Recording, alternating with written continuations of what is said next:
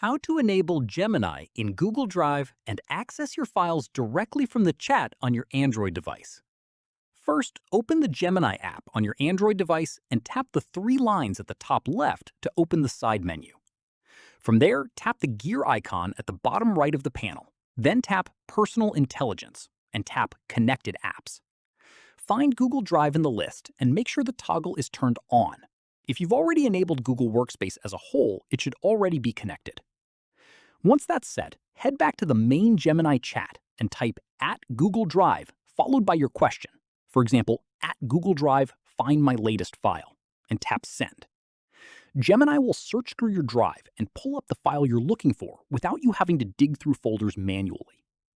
You can also ask Gemini to summarize the contents of a file, pull specific information from a document, or help organize and locate files based on keywords or file type, all directly from the chat. Keep in mind, for the best results, mention the file name, folder, or keyword when searching for something specific. This helps Gemini narrow things down faster, especially if your drive has a large number of files stored online. And that's it. If this guide helped you enable Gemini in Google Drive, give it a like, subscribe for more Android tutorials, and tap the bell icon so you never miss an upload. See you in the next one.